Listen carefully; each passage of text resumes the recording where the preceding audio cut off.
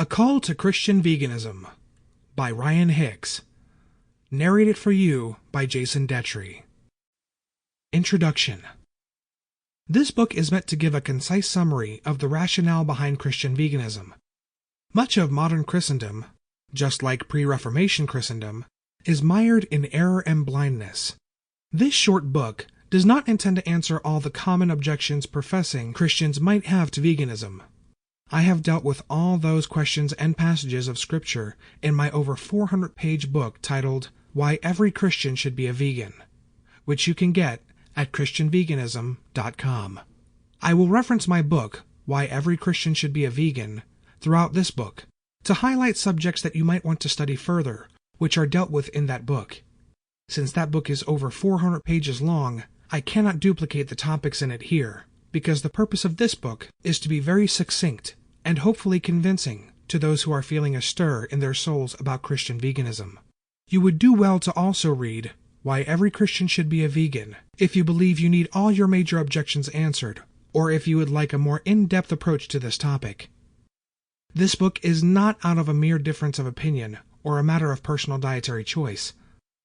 The issue of veganism directly relates to your personal morality, Christian ethics, and whether you are living your life as best you can to honor God.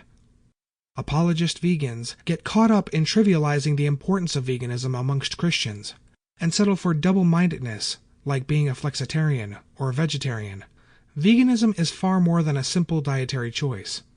It is a lifestyle for compassion, mercy, and peace towards other sentient beings we share the planet with, the animals. I must be clear that I did not come from a vegan household, or even a vegetarian one. I was raised on the standard American diet that was very high in animal products and very low in fruits and vegetables.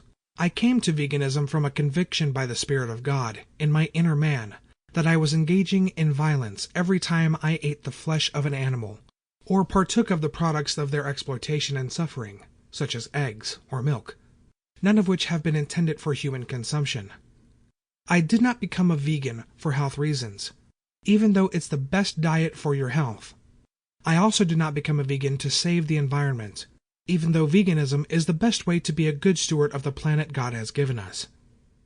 It is my prayer that you will genuinely consider what I have written in this book, and that you will also read my in-depth book on Christian veganism, Why Every Christian Should Be a Vegan.